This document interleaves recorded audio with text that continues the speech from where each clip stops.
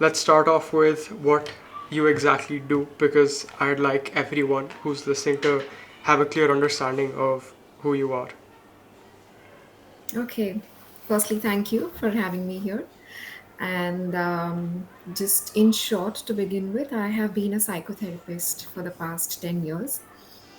And currently, I've moved to Canada. It's just been about 6 months. But when I was in India, I have worked as an elder care specialist. I used to work with senior citizens. That was my first job that I took up. And then 8 years post that, I have worked as a school counselor. And then about a year or more than that, I worked as a psychotherapist with adults in private practice. What's the biggest difference you've noticed while working with with I'd like to say younger people, but how would you define that? Like, what age groups have you worked with in schools? Oh, in schools, I have worked with children from ages 3 to almost 18. Okay. What's the what's the biggest difference you'd say that is between the the younger ages? I'd say 6 to 12 versus 13 to 18 versus adults.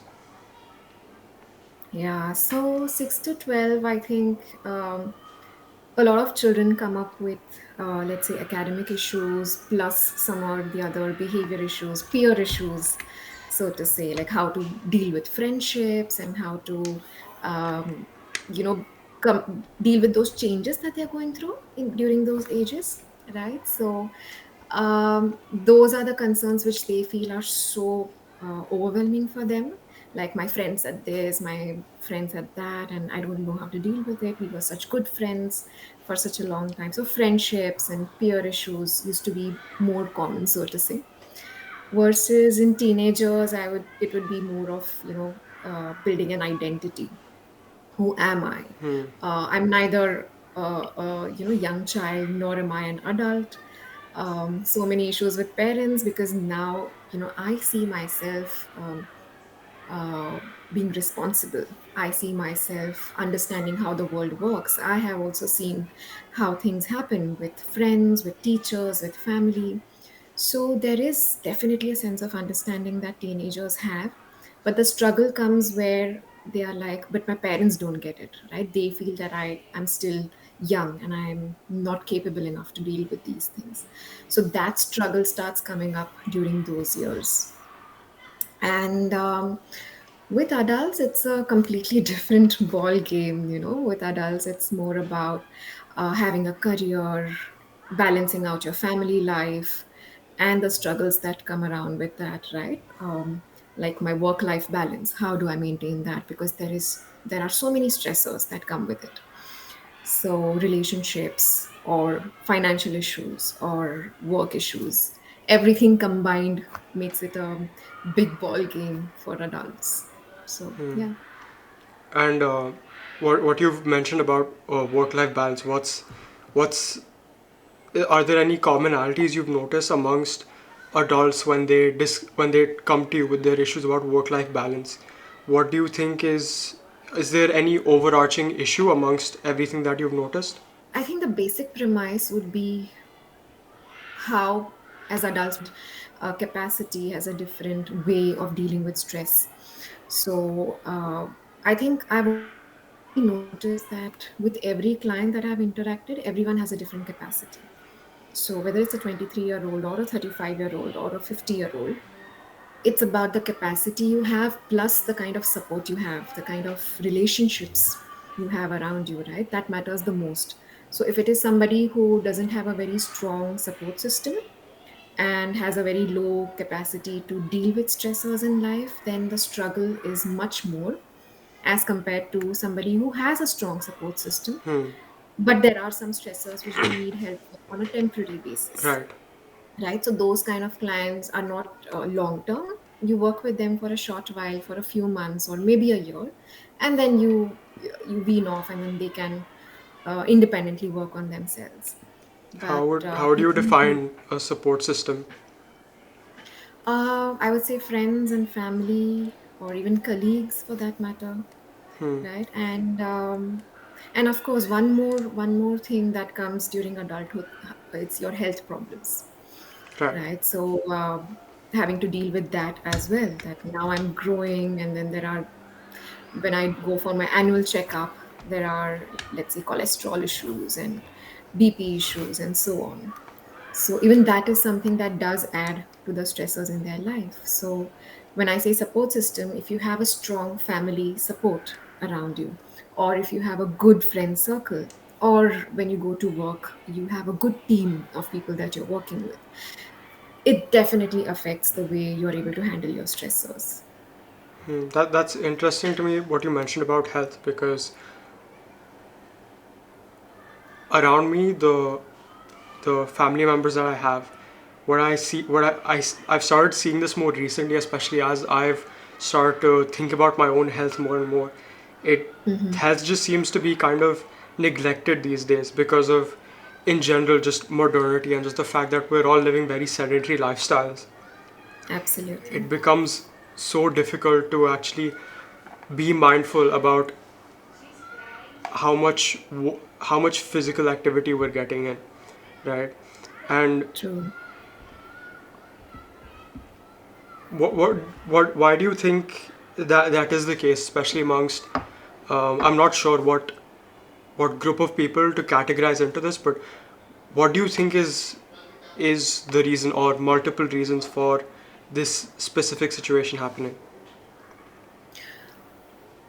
Well, the first thing that I can think of is how the society has changed. The framework has changed over the period of time. Like when I speak to my family, the elders in my family, and I see how the society was close knit, right? Even then, you used to interact with people and used to get influenced by people. But today, what I'm seeing is that influence is becoming like a stress. I have to achieve. If my circle is doing so well financially, then I also have to reach that level, right? I need to push myself to reach that level. So I've always heard of the rat race. It has always been there, but somehow now the rat race has become so pressurizing and so demanding that I need to reach a certain level. Otherwise, if I'm not that successful, otherwise I'm just a failure if I'm not able to achieve that. So that kind of pressure, self pressure, it may or may not come from the society, but the way we get influenced from society, it really makes a lot of difference. And again, when we speak about lifestyle, somewhere things were so simple back then, right? We just had to live a peaceful life, a healthy life, and that's all. But now there is a constant pressure again to keep in touch with people, to socialize, to maintain your image on social media. All of this is somewhere or the other affecting us, right? Because it's going on at the back of our mind. Even if at the end of the day, it's like, let me have 3 meals a day, let me have some form of exercise, let me do well at my job. At the end of the day, these are the few things that are the end goals. But there are so many other things that's going on at the back of our mind, that there's a social gathering, I need to go for a party, I need to meet up with friends, I need to maybe go for a family function. So many demanding factors, and we need to keep up with it. We are just running one day after the other without pausing, without stopping for ourselves. Right. I've definitely noticed that in with myself as well, especially after I had given my entrance exams in Hmm. April. At the end of April, after that, I was like, I have to do this, I have to do this, I have to do this. And I thought it would be a piece of cake because I have 24 hours, 16 hours a day to work on these things, right? And, what I assumed was because my peers had so much time to be sitting and, just watching Netflix, I was like, okay, I'm going to take this time and I'm going to use it to be productive. But when you stack all these things on top of each other, it becomes so difficult because it's like it's one thing onto the next. You don't have the time to Hmm. stop and take a breath. And a lot of times I've noticed this in myself specifically. Maybe this isn't the case with adults because their priorities are way more important, right? Because if you have like bills to pay, you have very like specific things to attend to. Versus for me, it was like I'd get one thing done out of three things in the day, then I'd be like, okay, I've gotten so much work done, and I just sit around and I just, you know, just sit.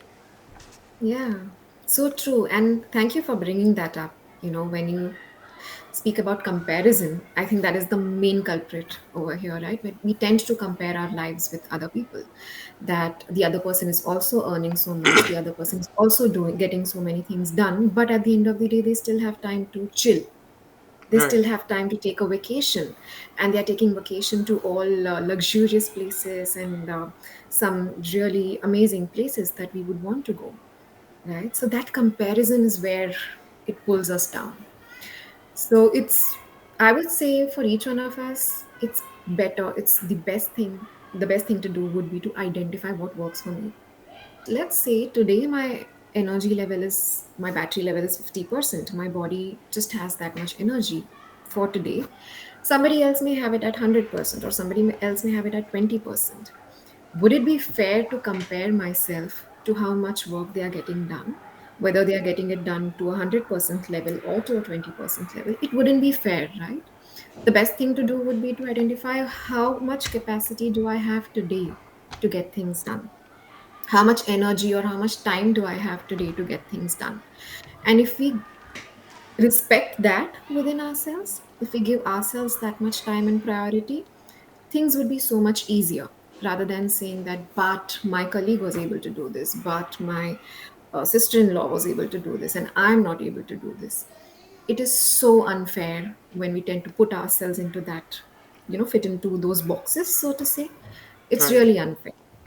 Do you, from what I've observed of Indian work culture, so much of it is, especially with the I can relate more to the aspect of academics, but I assume that this translates onto all age groups up until a certain point where Yeah. it's all comparison within family. But now what we're starting to see because of social media, and we start to see people like I'm not sure how prominent this is within Indian culture, but from what I've seen in the West, this is a big deal that people are posting their stuff on social media, especially for even for teenagers, regardless of where you are in the world. You're seeing other people post things on social media. You see other people get nice things. You see other people do really crazy things, and a lot of you start it's a very dangerous path to tread on, because for a lot of people it might even lead to like genuine self-hatred, that why am I like this, why can't I get this done. Yeah, yeah, and that's so scary. Yeah, it is really scary because honestly, I think all of us are aware, all of us know this, that on social media, you only put up your best picture, right? Whatever happens to you, you would always portray the best things that are happening in your life. So let's say in 1 year, if I take one vacation or two vacations, I'm going to post up the best part of that vacation that happened. But people who would see me as having that kind of a life, which is not true, right? I may wake up someday being extremely like low, I just don't feel like getting up and doing anything today. I would not put that up usually, right? I know that now there are people who are coming forward and even putting up that stuff to show that it's okay to have these kind of days, right? But how many of us really pay attention to that? We are like, oh, that's really sad, I hope nothing like this happens to any one of us, or so on. But the focus is more on the best picture that we see and the best life that we see the other person living. And that's when again the comparison happens, right? So if your friend happens to go on a very, maybe let's say to Maldives or somewhere, and you are going to Lonavala, for example, that comparison is also so unfair, because we are losing the essence of it. What are you doing when you have a vacation? You're going there to just unwind, you're going there to relax. But are you really relaxing if you end up comparing? Nobody's thinking about that. Yeah, So again, it boils down to that, right? How we compare each other, just looking at the lives that social media portrays. But that is not reality. That is not the entire picture, right. right? Would you, for example, you wake up today morning and you are like, you have groggy eyes and you're not in the best element. Would you take a selfie and post that on social media? Would you want to do that? It wouldn't be my first instinct. I'll say that. Right, right. Of course, yes. And now, I mean, I think maybe, I don't know, maybe a couple years back, it wouldn't have been the first instinct or even a thought that you would have. But like I said, I do see people now wanting to show what's reality, what's happening in real, right? So then I think now some youngsters, I wouldn't say adults, I wouldn't say maybe people beyond their 30s, but at least youngsters would be like, okay, big deal, let's show what's the real life that I'm living, I right? think I think what you said earlier on about all of us kind of knowing that we're not going to be posting the best picture, but a lot of this doesn't seep into our subconscious. Like we know it on Mm, the surface level and we accept it. We'll hear people talk about it, and that's great. exactly. Yeah. But when we're actually like we're scrolling through our feed, it's like you still feel bad about it. But also, what you mentioned about people starting to have more, I don't know the right term for this, but is it down to earth posts? I'm not sure. I feel like from what I've observed, a lot of that as well is performative because people, the way I see it, a lot of people have also started to take that as a form of a trend. A lot of people have started to use apps like BeReal. I'm sure have you heard of it? Yeah, but I have not followed it So, much. Yeah. so BeReal it's basically this app where it's supposed to substitute for Instagram, and basically what happens is that every day at a random time you'll get a ping on your phone, and at that moment within 2 minutes you have to take a picture of what you're doing and you have to post it. Oh. So it takes a picture of your front camera, it takes a picture of the back camera of like basically whatever you're doing, and yeah, you just put that up. But what I've noticed so much is that nobody really used it as a substitute. That became a trend, became so popular Hmm. that people were using Instagram and Twitter anyway, but then they started using BeReal as well on top of that. And then what I saw, so there's this thing where if you don't post within the first 2 minutes, you can post later on as well. It'll just say posted this amount of time late. So everyone started posting when they were doing something interesting, right? So it just turned into this whole game again. And I feel like if if you genuinely want to have, so if you don't want the side effects of social media, you have to take the pain of simply using it as little as possible, because I genuinely don't see a world where just the way things have been set up, where we can create an app that is a solution for another app. It just creates more problems. It keeps the keeps the cycle going, just in a different form. Absolutely. And again, I would say because it's really a dicey thing to say that you shouldn't or you should, right? How much you should and how much you shouldn't use social media. Because when I see influencers, I see that okay, that's how they make their living. That's how they form an image for themselves. So it's difficult to say that okay, they should Right. also limit it. We can't take a call for each person. Each person has to take a call for themselves, Of course, right? it's How very much it context dependent. Right. And how much is this benefiting me? Is this helping me? Is this, at the end of the day, affecting me in a positive way or a negative way?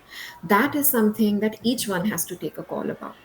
Right. We can definitely say that yes, social media has a lot of ill effects, but then again, can we really judge and tell that you, Abhik, you should be using social media only for a year for an hour in a day, Yeah. and I should be using it maybe for a couple of hours because I also have a professional profile on LinkedIn, so people follow that. I need to keep up with it. So for each person, it will differ definitely, but if it really matters that my mental health stays balanced, I take care of myself, then you take a call about how much is effective, how much is not. Right. So for me as well, a lot of my work, a lot of the content creation that I'm doing, a lot of the the creative endeavors I have, even with all my friends, all of that is going to social media, right? There is no other option. Right? I can't put it out in any other place. And so I have to use Instagram and YouTube for that. And then there's also the thing of networking. So I'm super into like just socializing with people and meeting new people and talking to them. And in the last 6 months or so, I have created like new friendships, met new people, and have had like incredible experiences with these people simply because I was able to go and message them on Instagram. Whereas if I just Mm. told myself I'm gonna abstain from Instagram for the rest of my life, like I wouldn't be able to do that. I wouldn't have had those opportunities. So I think it's so tricky. And I feel like this is also part of the problem because it's so tricky to figure out what type of balance that I want to create. Because even if I decide, okay, today I am going to only check my messages, I will reply to them and I will turn my phone off. The problem is that the apps themselves are designed in a way they like there's literally been millions and millions and millions of dollars put into R&D on how to make people stay on these apps. So they'll know that the moment you open the app to check your messages, just before that it'll be like, oh, look at this person's story. And once you do that, you Mm. do it mindless. You don't even realize you're doing it, and it's just you're back into that whole loop again. So it's very difficult to kind of figure out the right balance of it, and I feel like that's definitely part of the problem. Yeah, yeah, so true. It is definitely tricky, and it will require a lot of self discipline and self control to say that I came on the phone to check this part. I'm checking that and keeping the phone away. It does require a lot of self discipline because we tend to get carried away. Everyone, like, I won't say I have been able to achieve that. Whether you're an adult, whether you're a teenager, whether you are, somebody who's a 11-year old or a 12-year old, it has affected everyone, all age groups, right? So again, it boils down to asking yourself, how much is important for me? How much is it affecting me? Is there something I need to do about this? If it is not affecting me, if I can, just sit with it for some time, I can scroll through Instagram and these other apps mindlessly, and that's okay. And I can do that for maybe half an hour, and then I can switch off completely from that, and I'm okay. I'm fine with that. Maybe it works for that person, and that's good enough that you're able to draw those boundaries. If it is somebody who's like, I have 10 things to do, but Instagram or these other apps diverted me, I got distracted through them, then you ask yourself, what should I do in this case? How do I take charge? How do I take control rather than social media taking control over me? Well, moving on, I want to ask you about what exactly is the difference between a role as you mentioned psychotherapist versus being a school counselor. So say you were a you were helping children with therapy versus being a school counselor. What is the difference between these two roles? Well, honestly, in India especially, there is not much of a difference. It's these terms are used interchangeably.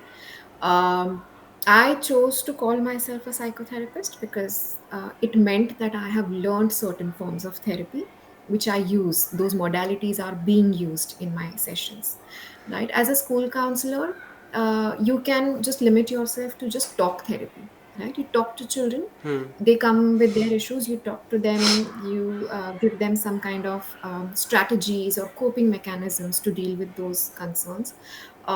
You help them come up with their own solutions to their problems through talk, and that's what a school counselor would do. If I, as a person, if I'm upgrading myself with certain modalities where it's not only limited to thought, like for example, I have trained myself as a trauma professional. It's a therapy called EMDR, which is more about using your body, and your brain gets stimulated through certain memories that you are bringing up during your session. So it's working with those kind of areas, your memories, the images you carry, the trauma experience that you've had. And the other form is also integral somatic psychology. When we say somatic, it means body, Okay. right? So it's not just what we say and what we think, it's also about what the body goes through. For example, when I'm anxious, I might experience sweaty palms or heart palpitations. And these kind of therapies focus on what happens to the body, which gives us more insight about what I'm going through, rather than just talking about, oh, I'm having heart palpitations. What do I do? Drink Right. water, do some breathing, because this is what generally, these are the coping mechanisms, right? Yeah. But certain modalities go beyond these talk therapies, right? So that is why I chose to identify as a psychotherapist, and because I have trained myself in certain forms of therapy. Now when I'm here in Canada, now I come to know what are the differences, right? So if you're a psychologist over here is somebody who can do therapy as well as do testing, somebody who can do IQ testing or educational, psychoeducational assessments, can do those assessments and give you a kind of a diagnosis. Yeah. That's who a psychologist is. A psychotherapist is somebody who would only limit themselves to therapy and nothing else. So even over here, I want to continue being a psychotherapist because I identify with that. I am not very comfortable with assessments and testing and labels and Why is that? diagnosis, because I'm okay understanding the symptoms and not working with labels, so to say. Because once we tend to have labels, we tend to have a fixed idea about what the person is, who the person is. Nothing wrong with that, because certain people do work better with that kind of a framework. For me personally, I work better with just the symptoms. We discuss certain symptoms, we will see why those symptoms are. Like I said, for example, trauma. In somebody who has experienced trauma, that person might not be okay with, let's say, interacting with seniors, or may feel so underconfident being at their workplace because of their past experience, the traumatic experience that they might have had in their past workplaces, that they just don't feel confident to go for an interview, to go and approach a senior person, or do their work effectively at their workplace. Now, instead of labeling that person as having PTSD or trauma of any form, it's better to work with those symptoms, right? Those behaviors that the person is showing Right. and the past that they are bringing into the present. So that's the way I function. And there is no right or wrong way of dealing with things, but I feel more confident and comfortable working in this manner. That's interesting. You mentioned that you're in Canada right now. Can I assume that you've done your previous studies within India? Yes, so I've completed my master's, and now I'm over here. I'm doing the bridging program because we need license here, right? In India, there is no licensure. I mean, there's no requirement for a licensure. You can have a license. You cannot have a license. You can still work with a master's. Okay. But over here, you need a license, a professional license to work as a psychotherapist. So I'm doing this 1 year bridging program, which will help me apply for that license. By next year, I'll be able to give an exam and get that license. Once I pass that exam, then I can practice either independently or in collaboration with other, either hospitals or private clinics or wherever I feel like going forward. Okay. So would you say it's fair for me to say that that you have at least some amount of experience working in the West with psychology? Mm, I've started understanding the system because it's just been 6 months. It's been 4 months since I joined this course. So it's more about introducing us to what are the legalities, what are the systems here in Right. Canada, because everything is very, very streamlined and very specific. Yeah. There are a lot of legal implications involved as well if you don't follow the rules.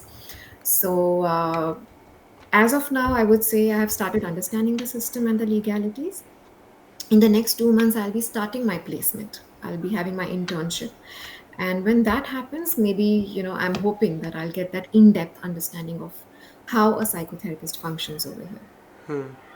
From your understanding of things so far, what would you say is the difference between Eastern psychology and Western psychology in the modern day? Uh, Well, I think the difference is more about acceptance. In what way? Where when I started working in India, it was a struggle to work with clients, with parents, trying to convince them that, okay, this is what your child is going through. Let's help him or her out. So the acceptance was not so easy. But in the last 2 years, when I was in India, I noticed that, especially during the pandemic and after the pandemic happened, there was more people were more forthcoming. They were more accepting and willing to give it a try. There's still a long way to go, but at least it has started. The ball has started rolling now. Versus when I come here, it's like it's so normal. It's normal. Right. It's like going to a family doctor. Right, if I have like flu, if I have stomach pain, I would be okay going to the doctor, and I would be okay telling other people that I'm going to a family doctor. Similarly, if I'm going to a therapist, people are okay saying that, oh, my therapist said this, I went to my therapist and shared this. So it's a normal conversation that people have, that I went to my therapist and this is what happened. Versus in India, it is still a bit like people gauge, is it okay to talk about me going for therapy? Will that person judge me? Will I be okay in that person's eyes? So it's still taking time, but I feel happy that it has started. Yeah, that's very interesting to hear because I haven't been in an environment where people openly talk about things like therapy, because even within my own family, I tried talking about it and it was very much, kind of, I don't want to say it was repressed. It was more like the people around me were like, okay, yeah, sure, we'll take you, but you don't really need this. Which, to Yeah. to some extent, I myself now I'm starting to feel like, okay, maybe I didn't need that, and maybe the the different strategies that I used on my own to try and figure out who and where I was in life, and the work that I did for, like, so let me kind of explain. So very recently I was at a position in life where I had almost nobody to talk to about my problems, right? I didn't have someone I could go to, and honestly I felt like I didn't,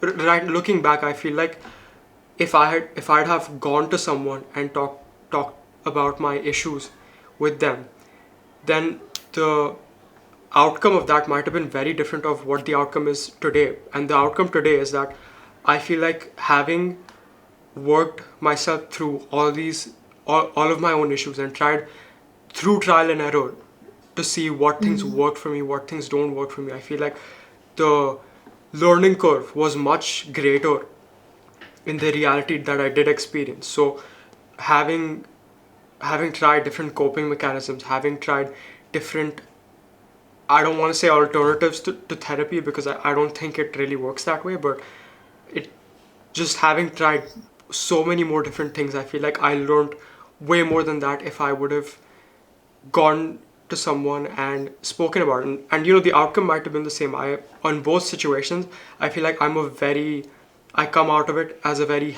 happy and fulfilled person. But maybe the difference is that today I'm someone who has the ability to actually figure these things out in other people as well, because for me now I figured Mhm. out what works and what doesn't work, and now I can take these strategies, the ones that worked and the ones that didn't work, and tell other people, tell my friends, tell I have my own sort of coaching gig, if you will. I've had four Mhm. clients, and I can use the strategies that I use to create behavioral change in my life and try and apply that with my friends and my family and people that I care about. So I feel like there's a lot, I experience a lot of benefits to um, Mhm. going in a slightly alternate route. What do you think Yeah, of yeah, that? and I'm glad to hear that. I'm glad to hear that you could figure it out, right? Um, I mean, there is no right or wrong answer that therapy is the only solution or that is the only answer. I've seen people figure out things by themselves. I've seen people, because they didn't get any support, because they didn't have the professional guidance or professional help, they couldn't figure out things by themselves. So again, It's a perspective, right? It can differ from person to person. I have gone for therapy. I still continue to go for therapy, being a therapist, because I feel that that is my one of my support systems, right? That is the way I look at it. I know people within my field who say that right now I don't need therapy because I'm willing to try things out by myself. And I respect that because, again, what works for me may not work for somebody Right. else. What works for somebody else may not work for me. So, like I always say, it's always better to find your best fit rather than, listen to everyone, take advice if need be, but at the end of the day, do what you feel is the best thing for you. Right. So tomorrow, maybe tomorrow you'll get up and you'll say, okay, I have figured these things out, but just for the sake of it, let me go and try therapy. Let's see how that works. Is it something that works for me? And still, it won't be wrong. Still, there is Right. nothing wrong with that. Or even if you say that, I think I got answers to my questions, right? Just by trying these alternate routes. That's also good.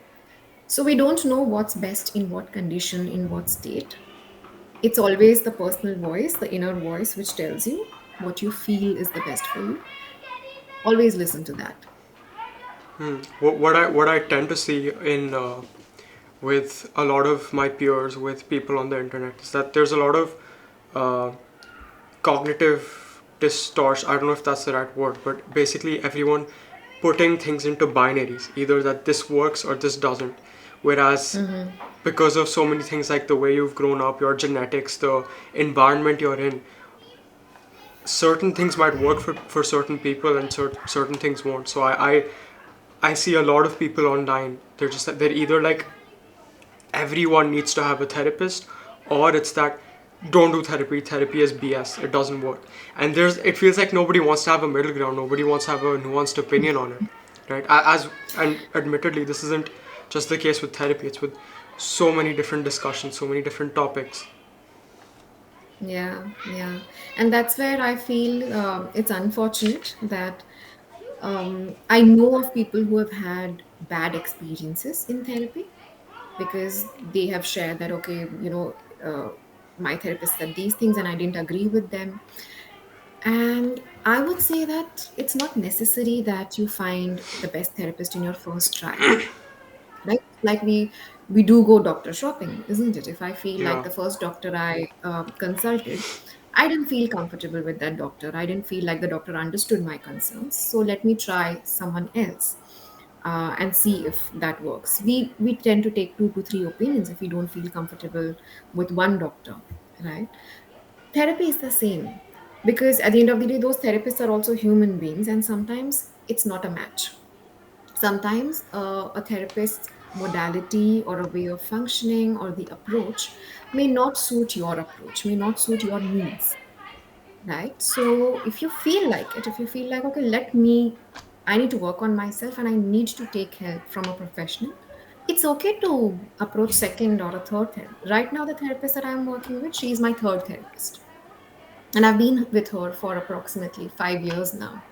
The first two therapists that I went to, I didn't feel that connect. I didn't feel that match with them. right, So it's okay. It's okay if you feel that and you feel like it didn't work with this person, but let me give it a try. If that is something you need to work on. And I would say a lot of times in therapy, there's also psychoeducation that happens, right? Because a lot of people think that therapy means giving advice or your therapist will give you solutions for your problems. It doesn't work that way, right? Your therapist will make you think about your own solutions, make you reflect on what's going on in your life. And it is a long process. It won't happen within 5 sessions or six sessions if that is what we go right, with as an expectation, right? Sometimes it would be a long process, sometimes it would take years. Like, I'm very happy being with my therapist. I have seen myself grow so much in these 5 years, but that doesn't mean that I'm weak as a person, right? I'm incapable of handling my own problems. Sometimes it just feels like, I as a therapist, I have taken in so much. Now I need to go and dump it out on somebody else. yeah. So is how I look at it sometimes. That I get so exhausted, so tired that right now I don't have the mental capacity to deal with it by myself. Let me take some support. Have you ever, have you, I mean, I assume you have, but have you had situations where, you've tried your hardest to make things work for someone, but like you said, everyone has different modalities and everyone has different styles of teaching as well as learning. So what situations have you had where it's been like you've tried really hard, but it's just not worked out? Um, it has happened. I wouldn't say no.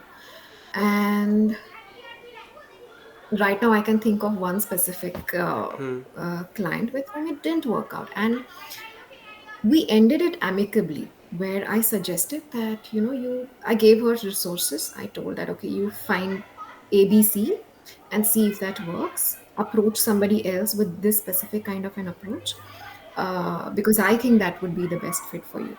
Because it doesn't make sense for me to just keep on continuing, right? When I Right. know that, okay, I'm at a roadblock with this person, it's a waste of that person's time and money and my time, right? So the moment as a therapist, I or anyone realizes that it's not the best fit, it's always better to give those resources, the necessary resources, to that person and tell them that try something else out, because this is not going to help, right? My approach is a bit different, and maybe what you are looking at is something different, and that's okay.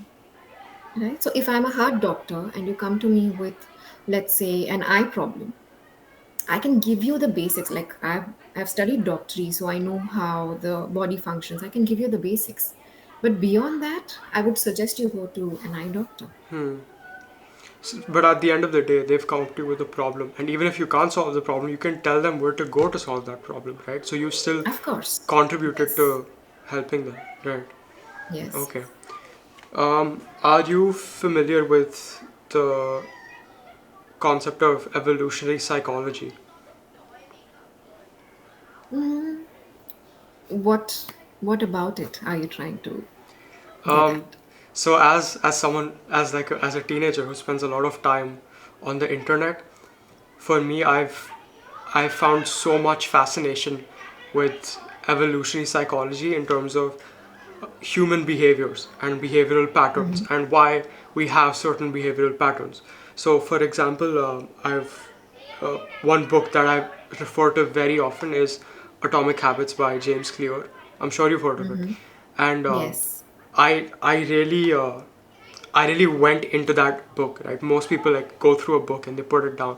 For me, I was taking notes on everything. I was underlining stuff. I was really going in into the depths of it, and one thing that James Clear kind of introduced me to in that book was the idea that everything we do on a daily basis is kind of is it's motivated by primal urges, right? So our needs for reproduction, for food, for shelter, for even like things that come down to what we eat, what we want to eat, right? One of the reasons why sugar is so addictive is because a couple thousand years ago, like finding berries was so rare, finding sweet things was so rare, and they gave you so much energy, and your blood sugar would go through the roof, and it would make you feel great.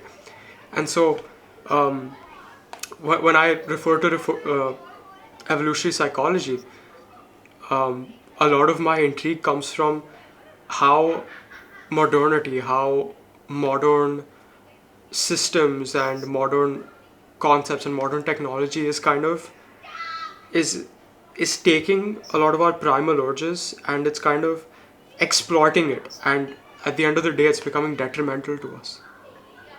Hmm. Yeah. And so this is very similar, or this is quite connected to when we say intergenerational trauma, because that is the approach I take. And What is what intergenerational trauma? so it's about, how our forefathers, any kind of let's say problem, or any kind of events that they might have experienced which was traumatic, It does get passed on from generation to generation. To simply put, let's say if my great grandfather had anxiety issues, but of course at that time it was that label was never given, right? This is Yeah. anxiety, this is a panic attack, for example. But dealing with those things were something that my great grandfather struggled with. And there were issues, there was so much shame attached to it, that being a man, I'm not able to handle this, I'm not able to deal with this. Any of those concerns get passed on to, let's say, the next generation, my grandfather's or grandparents' generation. They deal with it in their own way. It gets adding up, right? Because in a society, if we are seen to be vulnerable and weak, it does come across as shameful, Right. right? If you fail at something, it does come across as shameful. Now imagine all of that bundling up, just building up with each generation. And then coming down to me, for example, now I don't know how to deal with it. And then I'm like, okay, I have the resources. I have therapy, for example. I have a coach, for example, who I can approach, who I can work on with this. I'm not going to work on just what I'm going through right now. I'm kind of working on the past, all that intergenerational trauma Hmm. that has been carried forward, Right. right? So just to make it So, clear, this isn't a genetic component, right? This is very much it gets passed on through behaviors, right? yes, and it's actually both, right? If it is Okay. not genetic, then how do these behaviors really come down to you, right? So it's a combination of both, not just the behaviors, but through those genes, all these things. Let's say, for example, during pregnancy, if a mother is very anxious, if she's very fearful, oh my God, what's going to happen? Oh my God, what if something goes wrong? That does get passed on to the child, right? Traditionally, we may have heard elders say that whatever the mother thinks, the child thinks. Whatever the mother eats, the child eats. Whatever happens to the mother, that happens to the child. This is how casually people would say, right? But it's true. Whatever you think and whatever you feel, those sensations are being grasped by the child, right? And in some form or the other, once the child is born, you will see that getting manifested or displayed in various forms in the child as well. And that is why we say that be watchful, be mindful of what you're thinking, what you're saying, not only when you're pregnant, but even in general, because it does get seeped into your system in some form or the other. And when you procreate, when the next generation comes up, it does get passed on. That's very interesting. Very interesting.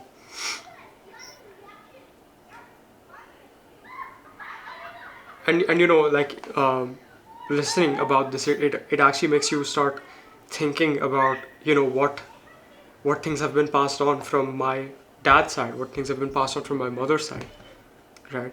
Yeah, It's yeah, it's very interesting to think about, and I'm sure you could definitely go down a rabbit hole, just sitting with a journal and just writing about things you observed in your parents, you can observe in your grandparents, even you can observe in yourself. Something absolutely. something very interesting to me is how I feel that I'm more similar to my late grandfather, so my father's father, than I am to my own father. It's and and you know, like, I spent so much time trying to decipher whether that is a genetic component or it's come from the environment that I'm surrounded in. So it's yeah, it's very, like, you could spend a lot of time just thinking about these things. Exactly, yes. And here, if you ask me, here is where, at least for me, therapy has worked, right? Because if I would have started exploring these things by myself, I think I would have lost myself. Like you said, you just go down the rabbit hole, right? But with somebody who's experienced, who knows when to hold you so that you don't drown in all these information that comes your way, it helps to have that professional experience and that person who tells you that we'll work on it one thing at a time. We'll take this much chunk for today and next chunk for the next time. So somebody who paces it out for you rather than you just sitting with it and drowning in that kind of an information. So if anyone listening is curious about these things, maybe it's a good idea to be approaching a therapist. Mm-hmm. But yeah, even in Absolutely. situations where I'm not necessarily trying to uncover like a very deep rooted trauma or something that gets me very emotional, even if it's very surface level things. Not so, I won't say surface level isn't the right term, but even if it's simple things like just the type of media that interests me. Or so, for example, I'm super into literature, poetry. I mean, I have Mm-hmm. fascination with it, and I know for a fact that my grandfather had a great fascination with poetry. He was a poet. He's been on the radio a lot. He used to sing a lot. And then I look at Mm-hmm. my dad, and my dad's like, he literally says, I can't read a whole book. Like I've never read a whole book my whole life. So it's very interesting. So even simple things like these, I feel like working with a professional, it would be a really good idea to unpack things with them. Yeah, absolutely. Something that kind of fascinates me, something that has been on my mind a lot, and you mentioned that this is not exactly your specialization, but I'd like to know what you know about psychometric analyses. So, I'll give you an example. So for me, it was so the first day of my design coaching classes. So design coaching classes versus any other coaching classes, it's completely different, right? Because even though they're Mm-hmm. teaching you to study for a certain exam, it's it's nowhere near the same as teaching you to like to prepare for CLAT or CAT or JE or whatever it is. With design coaching classes, at least the one that I went to, what they taught me was how to think. They taught me how to perceive my surroundings. And one of the first things that I was put through, like the first test that I was put through, was my teacher. I'm not. I actually plan on interviewing her very soon. I was going to interview her before you, but there were some complications. And what she just gave me a piece of paper and she was like, draw a box. No, she said, draw a square. And I just drew a square. And just by seeing, just observing the way that I drew the square, this was maybe the second time she met me, and she broke down entire parts of my personality, of the way that I think that I didn't even know existed. And the moment it came out of her mouth, I was like, oh my god, this makes so much sense, right? So, Yeah. what do you know about that? I know that there is a lot of science and a lot of study that goes behind it. Obviously, it's not like you read a book and then you are an expert at it, right? I have also done psychometric assessments when I was working in the school for students. I've done it. I used to not enjoy it because somewhere I felt that I'm not being fair when I'm judging on certain Right, aspects, right? right, right. Personality and so on.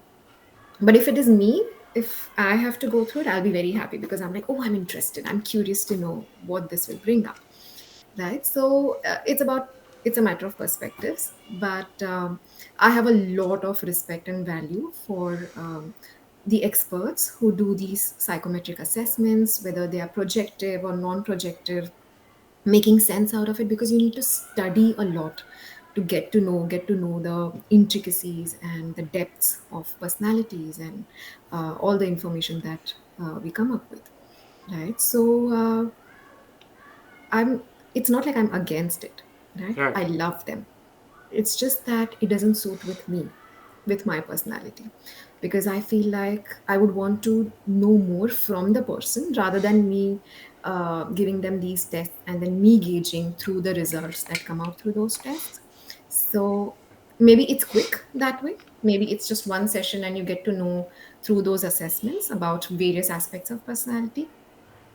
But I'm okay giving it 10 sessions and 15 sessions to get to know the person, sit with the person, and Hmm. explore together, right? So it's a matter of different approaches, different perspectives, and both work. So, like I said, if it was me who was on the other side, if it was me as a client, I'd be willingly doing it. Like, yes, do it. Let me also get to know this. Yeah. But me being on the therapist side, I'm like, no, this is not an approach. I'm comfortable with. Right, because the way I see it is that I feel like everything you do, right? There's a I've listened to people talk about handwriting analysis a little bit as well, and the way I see it is that every little thing, if even if it's the smallest of what's the word, even if it's the smallest of things, you can really like sit down and interpret it. You can really go into the details and you can figure out why this is like this. And that's why there's a certain YouTube channel, I can't remember the name, but it's this girl, she does a lot of videos on handwriting analysis, and she made a video. It's like five green flags I look for in a person's handwriting, and all the Mm. comments are like, this is all pseudoscience, this is all BS. And you know, I didn't really believe in that, because even I've had an experience where, you know, like my mom passed away in 2015, right? And she had written some stuff in one of her notebooks, right? It's just some business stuff. And, like 3 or 4 years later, I see I see the notebook. I pick it up and I start looking at it. And what I observe is that the way she draws, the way she writes her G's and her Y's is exactly the same as to how I do mine, even though it's been so many years since I've seen them. So I start to think how much of what I'm doing can be interpreted and analyzed. But I feel like the limitations that come from this type of science is not actually in the fact that it's some kind of a pseudoscience. I feel like it's humans are we're just simply limited in understanding things that are so profound, that are so deep, that affect us on such deep levels. It's very difficult to actually analyze why my whys look the way they do, right? Yeah, absolutely. And here's what we can use these mechanisms as resources for sure. The question arises when, like, I have all these information, like somebody told me so many things about my personality and I agree with it. I have this with me, I have it in my hands. Now what do I do with this Right, information? Right, that's where a proper, like, a streamlined way of working on yourself will come in place. Right, it's good to have this information, it's interesting. I have also tried it. I have done my handwriting analysis. I have somebody who's an astrologer in my family, and we all sit together, we talk about it. It's fun to have that information till you're like, okay, I take it, and then I leave it. I listen and then I leave it. I just like the fun aspect of it.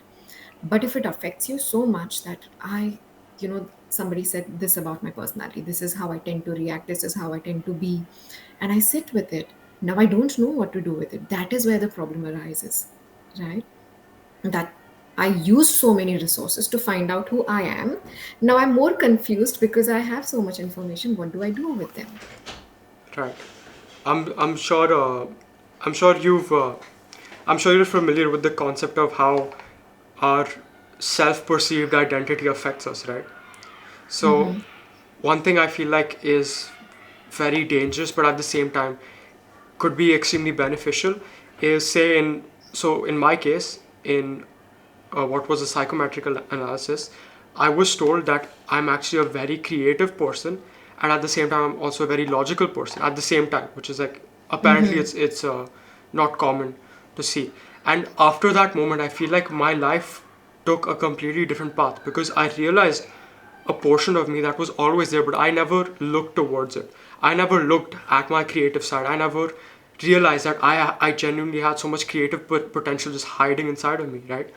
But at the same time, I feel like because there are just fundamentally there are limitations to these sciences, that if someone tells you something that goes that is contrary to your ambitions, that is contrary to how you perceive yourself, that is contrary to what would actually benefit you, right? So say for example, i'm I have a self perception that I'm an extremely conscientious person. I have my room in order, I have everything in order. But my psychometric analysis, the the person who does it comes up to me and says, you're extremely low on the conscientiousness scale. and it really brings me down. I'm like, oh my god. And it makes you feel like really crap about it, because you start to think that, man, so have I been like lying to myself all this time? And I feel like just someone telling you that there is this absolute truth that you aren't the way you think you are, it could genuinely be detrimental to you working towards your goals, to you working towards a greater purpose. Hmm. Right. And that's it, right? The just those words can be, they can either make you or break you. It's the way you take it, right? So if, let's say there is somebody who says, okay, I scored low on conscientiousness, big deal. I can always build it up. I can work on it if that is how it Right. seems to be. Versus somebody who says, oh my God, all, everything's broken now because I used to think that I am conscientious, but now this test says that I'm not. So again, this is something that I'm not comfortable dealing with because I would rather be more explorative Hmm. with the person rather than depend on the test, because I don't know what frame of mind the person was while giving that test, right? It That also makes a lot of difference. Today, if you're not in the best frame of mind and you give that test, scores will differ. Tomorrow, if you do the same test when you're in the best of your elements, scores will differ. So we don't know. There is so much ambiguity over here. And the other thing is, I'm asking you, let's say while growing up as a child, if you are constantly told that, Abhik, you are very creative. You're logical, yes, but you're very creative. We love how you create some things. We love how you paint or you do something, some artwork or anything else. Creativity is not just limited to artwork, right? If you were told that on a regular basis, do you think your perception about yourself would have changed? Very much so. Definitely. Very much so. So, at the end of the day, it's the words that come our way, right? The words that came your way through a psychometric assessment held a lot of value. If the same words came your way on a regular basis from a non professional, from let's say your parents, your family, your friends, it would have still held that much value. Right. And that's why, like, this may be going off track, but this used to be one of my feedback to parents, that appreciate your child when you see them doing something, even if let's say it is something very small.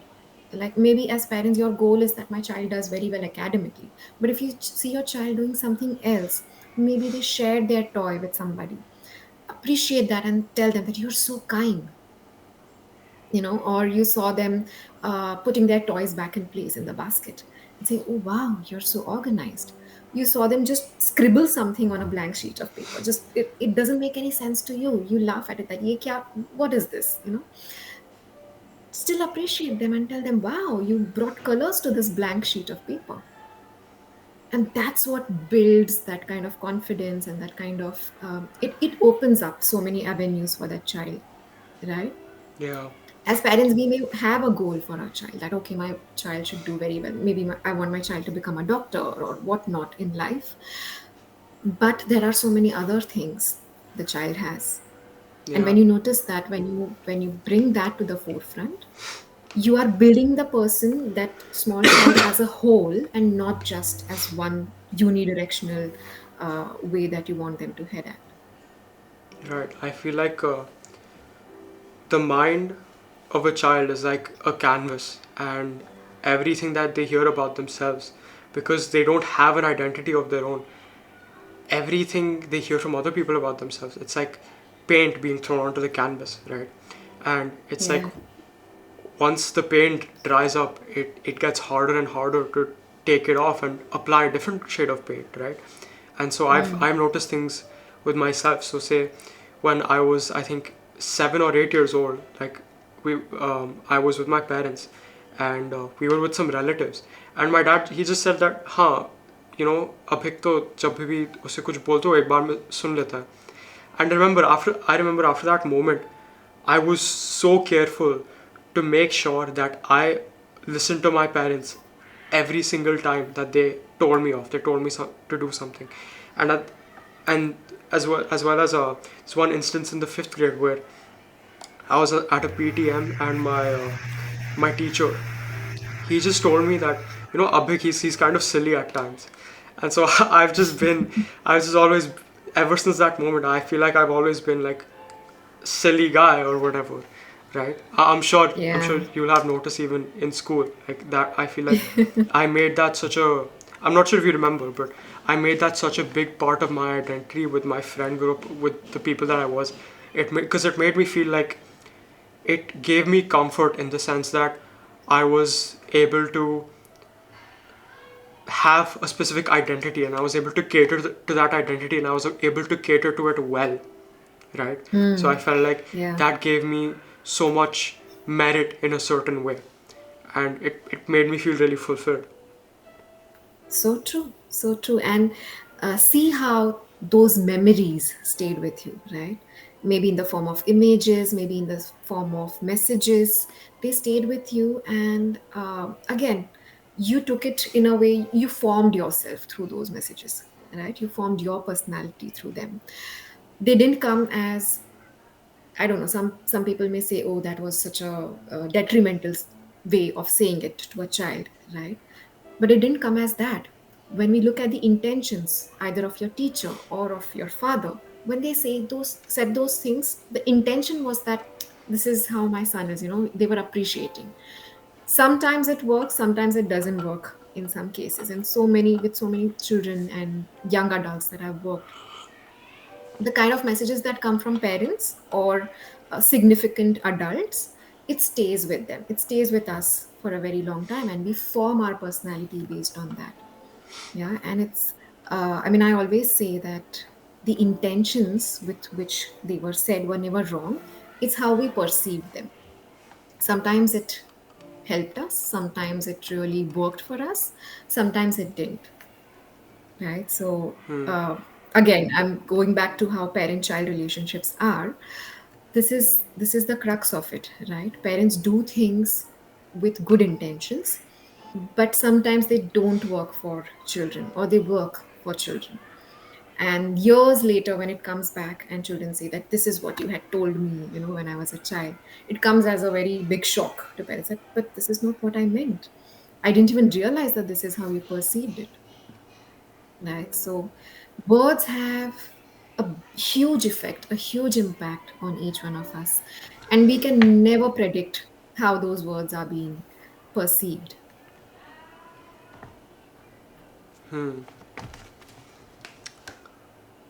I think for me right now, what I've kind of been on this journey of figuring myself out, because just undoing all of the, and I feel like I'm still super young. I'm still only 17, and I've been kind of refiguring out everything that I was told in the past. Like the example I gave you about being a creative person. So anyone who's listening to this, I would definitely tell them, especially if you're young, just try a bunch of stuff. Try as many things as you can, because you'll never know what actually sticks. And don't just try them for a couple days. Try, like, genuinely commit to it, because the worst thing you can do, and I say this pretty often to a lot of people, you know the worst reason for something not working out would be that you didn't try hard enough to actually make it work. Because everything else, genetics can come into play. There's nothing you can do about genetics, right? But the only thing that you have control over is what you can is the amount of effort you put into actually figure something out, to actually figure out what works for you. So I feel like so many young people out there, like especially my peers, we've just been it's just part of social conditioning. It's been, the older you get, the more difficult it gets to kind of undo that social conditioning. So yeah, that's something that I've kind of been, it's a message I've been spreading to a lot of people recently. Wonderful. And honestly, as you're saying this, Abhik, I feel so proud. And the way you said it, the message that you gave, I'm sure it's going to be helpful for a lot of people, not just your peers, but whether younger than you, or even older than you. This applies to every person out there. Thank you so much. And yeah, I'm grateful that anything that I say will actually be able to have a positive effect on, even if it's just one person, right? So yeah. Um, Anyway, I wanted to ask you specifically about how certain mechanics within schools work, right? So something that kind of just popped into my head recently. I'm not sure if if any teachers actually came up to you while during your time in school and actually consulted you. They came up to you and they were like, I'm struggling with something specific, whether that's in what, I don't know if that was even part of your job role or whatever, but has there ever been a situation or multiple situations where, a teacher's come up to you for help? Are you talking about help for their own or with students that they are struggling with? Either, could be either. Oh, yes. I mean, it's been both. Hmm. A lot of times, teachers have come up with, okay, you're working with this child, right? You're meeting this child regularly. When I see this child in class, there are these struggles that I'm facing. So, if you could help me out with how do you interact and how do you deal with, how do you go about it? So those kind of discussions are very common, especially when teachers know that we are working with specific children and they are also teaching them in class. In fact, even if they're not, if some child doesn't come to us and if they are teaching and they are facing difficulties as a teacher, they do approach. They are like, give me some strategies, tell me how to go about it, what is the best way to help this child out in this case. So yes, they do come back for inputs and strategies and some form of help. um, it has happened that some teachers have also come for something that they are struggling with, not just in the school setup, but something they just want to vent out. They want to share that, I'm under so much stress. There is so much that is going on. So yes, that has also happened. A lot of teachers feel like if we have this resource and if I can just maybe check with the person if you're available, they would come. They would first check, are you available, are you okay if we have this Right. meeting? This is not on record, this is not for the school purpose, but I just wanted to talk to somebody. They have come and they have approached. That has happened, not very frequently, but I have seen teachers just take that step for themselves. Hmm. And has there ever, I mean, have there been situations where a teacher has come up to you because of they're stressed because of their work? Like, has there, more specifically, what I wanted to ask was about how there, like, I've noticed that there's certain teachers who, on average, I'd say about 60 to 70% of teachers find it extremely difficult to get a complete hold of the class, a complete control over the class. And Hmm. I'd say there's maybe only about like 15, 20, 25% of teachers who actually have the ability to have control over the class. And ironically, a lot of times the control doesn't come from an authoritarian style being imposed on the kids. A lot of the times it's a very friendly, mutual sort of thing. So in your experience, what have you observed is works with specifically children, specifically not children, sorry, um, teens? What is there a specific teaching style that works with teens, or is it more of a case by case basis? Like if a certain class on average has a certain type of hive mind personality, right? Or is it more of just a generalized approach someone can take towards just teaching a class? Right. My answer to that would be it's a combination of everything. Yeah, it's both. Firstly, it's about the rapport the teacher shares with the children.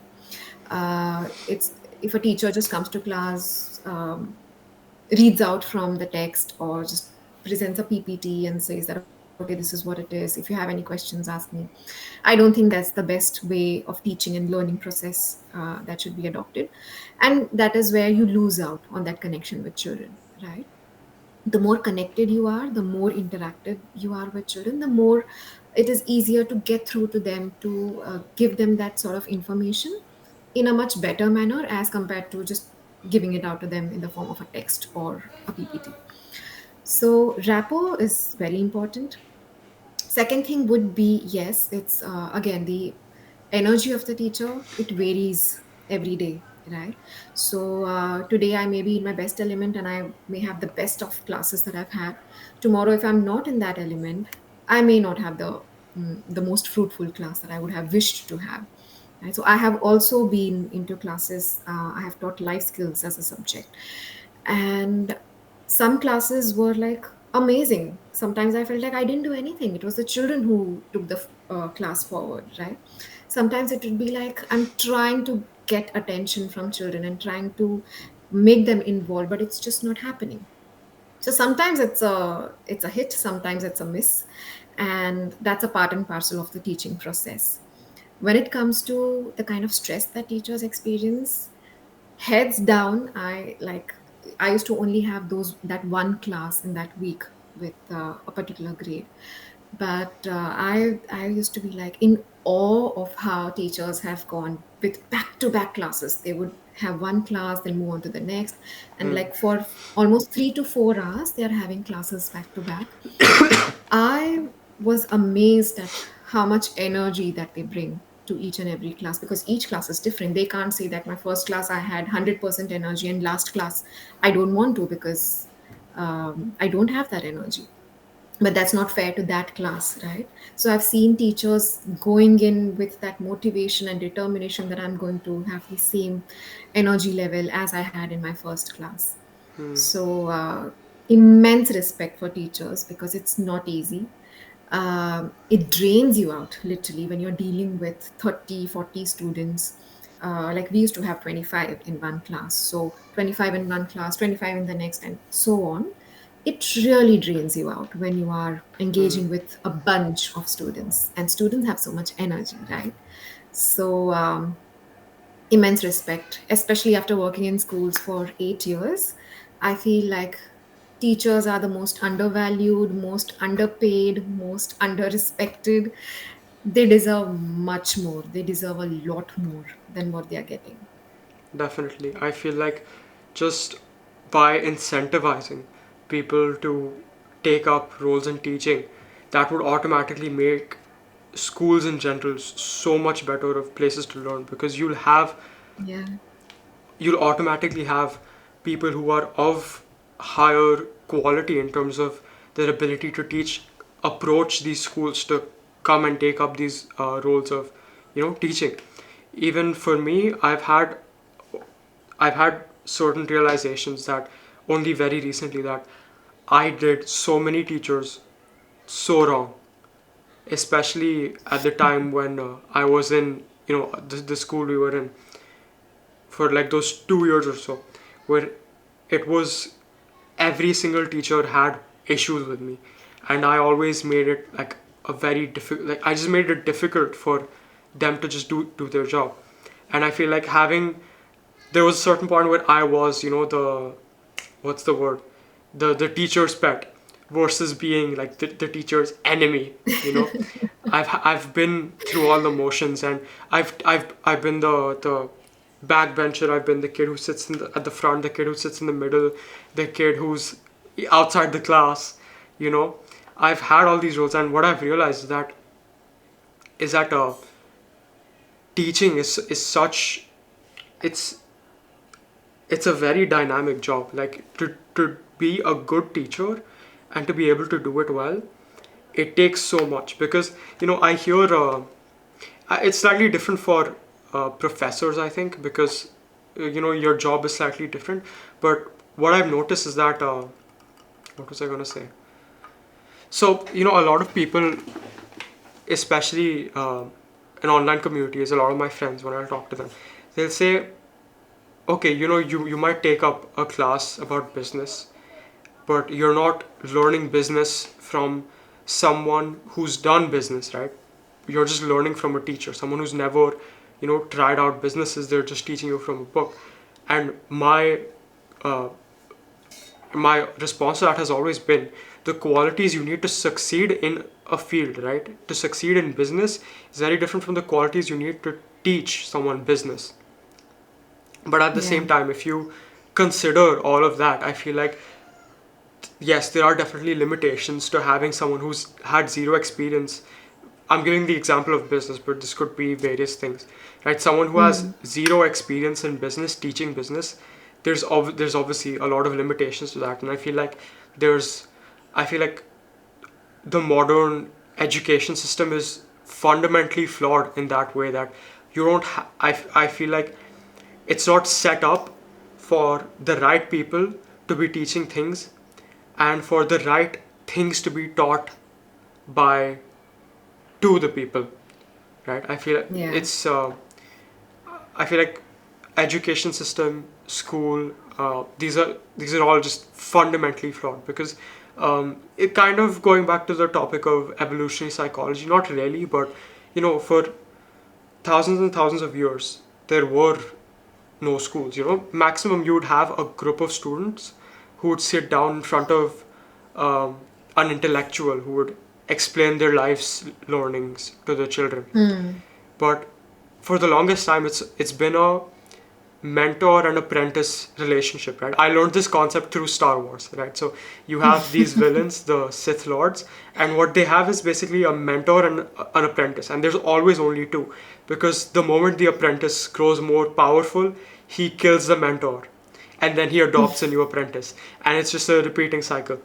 And and interestingly, the reason for that in Star Wars lore is that when you have too many apprentices, right? The benefit of that is that you can, you can impose your rule as a Sith Lord over the guy. I'm sorry, I'm talking in so much like nerd lingo, but No, it's interesting. but you can impose a lot more power in the short term, but in the long term it's detrimental because there's always going to be internal conflict, and those apprentices, they're more likely to come after your head, right? They're more likely to Hmm. kill you off the moment one of them gets powerful. And kind of extrapolating that onto the modern education system, it's like one of the biggest reasons why a lot of kids get left out, why there's only a small amount of kids who actually get the more, say there's 20% of the kids, 20% is probably a huge exaggeration, but I'm using the 80-20 rule here just for the sake of the example. But there's a small proportion of children who are getting most of the benefits, right? And I feel like this is one of the reasons why the education system is fundamentally flawed. It's because you can't manufacture education. You have to teach it on a one-on-one basis. If not a one-on-one basis, like you can at least reduce the student to teacher ratio, right? Absolutely. I completely agree with that. And trust me, it's a discussion not just by the students or the people on the other side. It's a discussion happening within schools, within uh, teachers and principals as well, where they are like, what more can we do with the limited resources that we have? Now there is a dearth of teachers. Not many good teachers apply. Not many people like how many people in your life that you have come across would say that I aspire to be a teacher? Very Not few. many, not in, yes, not in my case. But so when I was fresh, this is a conversation I had with somebody who was very esteemed and at a very good position, and that person said that, why do you think people choose teaching jobs? And I said, that's because they are passionate about it. They want to provide education to the young minds and, do good for the young minds. And the person said, I have interviewed teachers for the last, I don't know how many years, 15, 20 years. And I have rarely come across somebody who said, I'm passionate about teaching. Wow. Most of the people I have come across, they've chosen teaching as a secondary job because they didn't know what else to do. Hmm. Women, they got married and their family was like, you have family responsibility, so teaching is a better job because you just have to go to school and then the rest of the day you are back home, you do your Yeah. work. Now there are schools which are full day, it's like almost an entire day like an office job, but Hmm. there were so many schools, even now we have a few schools which only have half day systems, right? So teachers chose that job because it seemed easy. Hmm. Families asked people in their family, like the women in their family, most often. Now we are seeing men, more men coming as teachers, but earlier it was female dominated, right? So they would ask the women in the family to become teachers because it was seen to be an easy job, right? Which is contrary to it. It is not how it is. And now that systems are changing, now that education is becoming more child centric. Earlier, it was more about like how the teacher teaches. Everyone just Yeah. listens to that, notes down, and comes back. But now it is more child centric. Now that it is becoming such, and with the dearth of teachers, how much can the existing teachers do? How much can they contribute? Right. So it's everywhere. You pick up every dimension that is involved in the education system.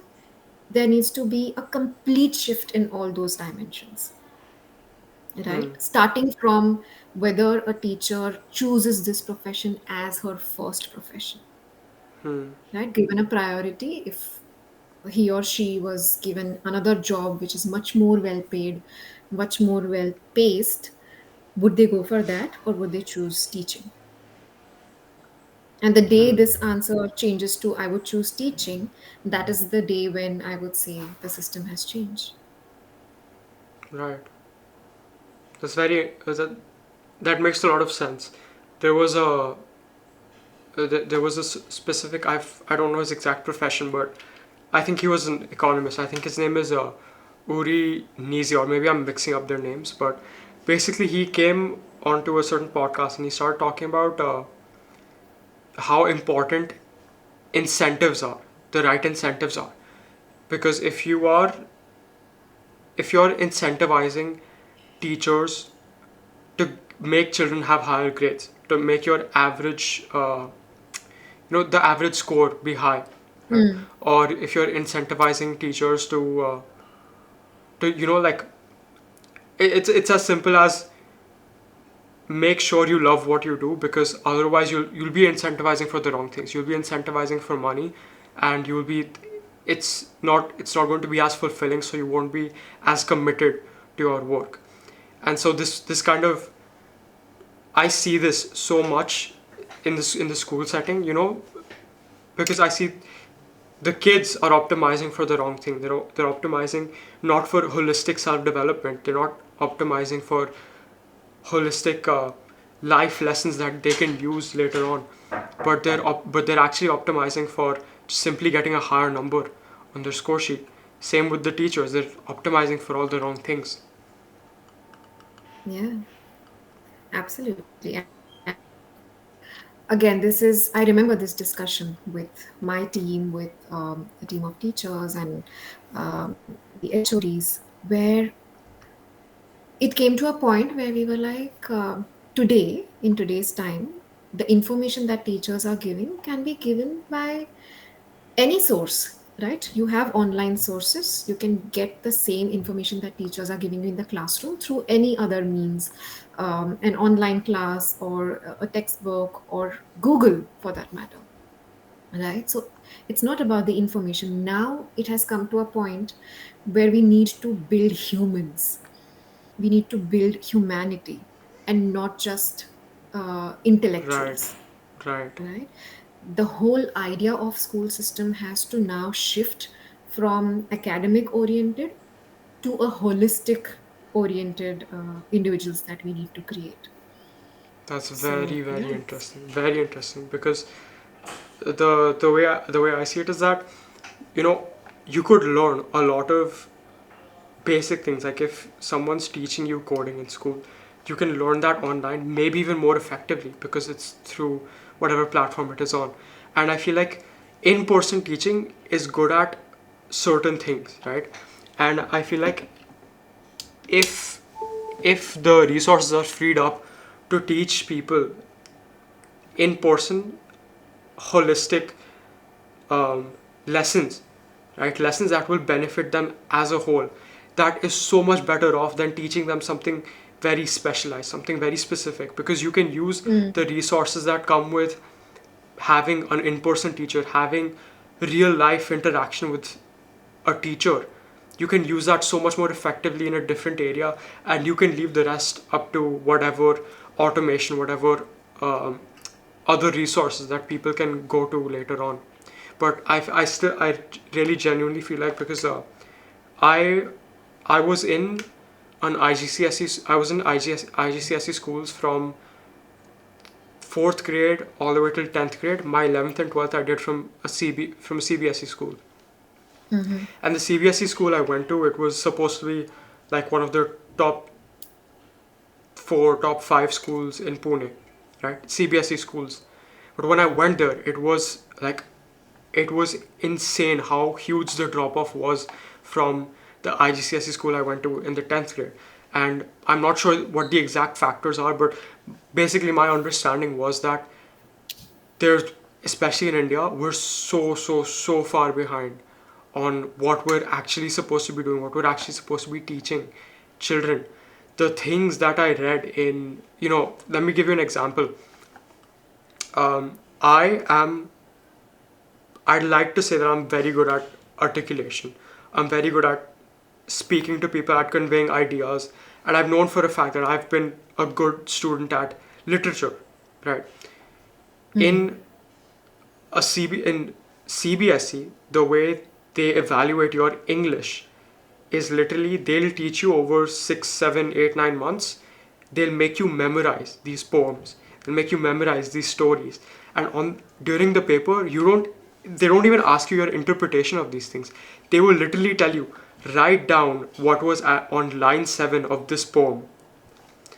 And so just seeing little things like that, seeing how the teachers behaved with children, it it it's very disheartening. It makes me feel like we're so far behind. We have so much work to do. Yeah, yeah. As sad as it sounds, that's the reality. But I think with a lot of things like artificial intelligence, automation, with you know definitely there's definitely a positive slope from what we're seeing with schools, even in India, even in CBSE, Mm-hmm. we've been seeing a little bit of change here and there, and I feel like that is still a beacon of hope, and something that I've been very passionate about is education. And I feel like even if it's 40, 50 years down the line, I'd love to have a positive impact, especially on the Indian education system, our the because Indians are just good at things that other people aren't good at, whatever that reason may be. And I feel like Mm, we have a lot of potential. But absolutely, yeah. yeah. But on that note, It's do you have do you have any message that you would like to convey to the demographic of the people, just the people who might be watching this? um I think this is something that I firmly believe in, and I've shared this with like parents and children alike, that at the end of the day, just ask yourself, who am I? What kind of a person am I? What kind of a human being am I? Because everything else falls in place, right? We all run the rat race, we all earn money, we all do something in life for sure. We will reach somewhere. It's not like all of us need to worry about that. There is some place we will reach for sure. But how? How am I going to be perceived as a person, as a human being? At the end of the day, that's what matters. And the more you invest time in yourself, in reflecting about why I do things a certain way, why I say things a certain way, the more it will be easier for you to deal with challenges in life. Because I've noticed struggles come up and hardships come up. It becomes difficult to deal with them when we are away from our real self, and we keep moving towards the ideal self. Right. If there is a big difference between your ideal self and your real self, that's where it becomes more difficult to deal with challenges. Versus the closer your ideal and real self are to each other, which will happen when you when you're okay sitting down and reflecting about who you are as a person, right? The more closer these two are, the easier it will be to deal with any kind of challenges that come your way. I think that's a very powerful message. Something that I'm gonna have to be reflecting on myself a little bit. This has been a very insightful conversation. There's definitely been a couple of points that I'll be rewatching, and I'll be trying to further gain a grasp on. But thank you so much for this conversation. I'm so grateful that you were able to sit down and just talk to me for the whatever time we've talked for. I'm Is glad. I'm so happy that we could make this happen. It's likewise. I mutually share the same feeling that I'm happy to see you doing this. I'm happy that we could have this conversation. There is so much I'm also taking back with me. that's great to hear. And if people want to reach out to you, where can they reach out? I have my Instagram profile, Anjana underscore MHP. MHP Okay. stands for Mental Health Professional. So if they want to send any message and reach out, I'm active on that profile. Okay, great. Thank you so much for this conversation. Thank you, Abik, and all the best to you. Do stay in touch. Of course, I will. I will. Thank you. I'll talk to you soon. Sure. Thank you. Bye Bye bye. bye.